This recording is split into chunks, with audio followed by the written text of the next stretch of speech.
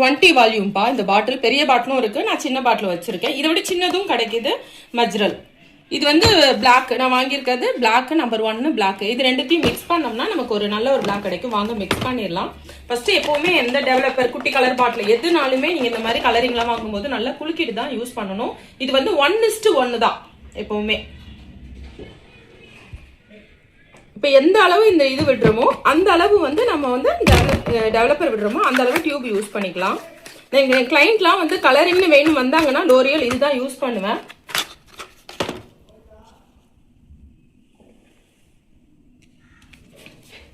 இப்போ இதில் இந்த அளவுக்கு விட்டுக்கலாம்.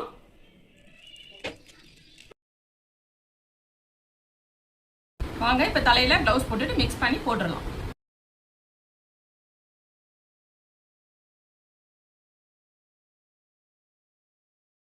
சூப்பராக அப்ளை பண்ணி முடிச்சாச்சுப்பா. க்ளவுஸ் போட்டுட்டு தான் போட்டேன். இது வந்து கண்டிப்பாக கெமிக்கல் தான், ஹெர்பல்லாம் கிடையவே கிடையாது.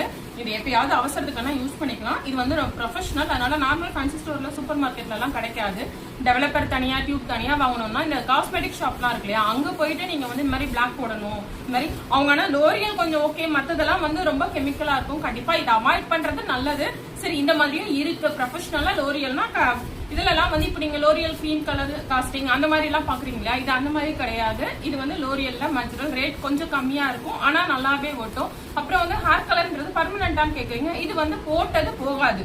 ஆனா புதுசா உள்ளுக்கிறது நமக்கு வருது இல்லையா முடி, அந்த முடி வந்து நமக்கு வெள்ளையா தான் வளரும். ஆனா போட்டதெல்லாம் உங்களுக்கு போகவே போகாது, நல்லா ஸ்டே கொடுக்கும். இப்போ வந்து நல்லா ஒரு அரை மணி நேரம் போதும். 3/4 மணி நேரம் வேலை பாக்குறேன், 1 மணி நேரம் அந்த மாதிரி எல்லாம் வேணாம். ஒரு அரை மணி நேரம் இருந்தா போதும். நம்ம வந்து நல்லா ஷாம்பு வாஷ் பண்ணிக்கலாம். ஷாம்பு வாஷ் பண்ணிட்டு ட்ரையர் ஆயிட்டு எப்படி இருக்குன்னு பாக்கலாம். எப்படி இல்ல நல்லாவே கண்டிப்பா இதெல்லாம் வந்து கண்டிப்பா ஒட்டியே தான் ஆகும். ஹெர்பல் தான் நம்ம ஒட்டுமா ஒட்டாதான் அப்படின்னு சொல்லிட்டு பயப்படணும்.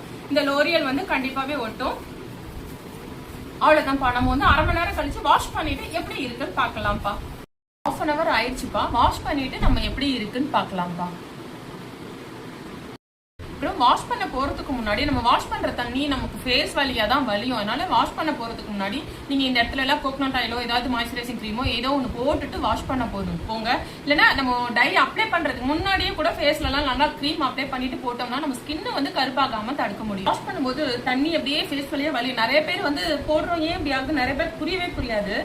ஏன் நமக்கு ஸ்கின் கருப்பாக்குது, டை ஒத்துக்கல. அது இன்னொன்று, நம்ம வாஷ் பண்ற தண்ணி இந்த இடம் வலியா மூக்கு வலியா இங்கெல்லாம் வலியும் போதுதான் நமக்கு அந்த இடம்லாம் பிளாக் ஆயிரும்.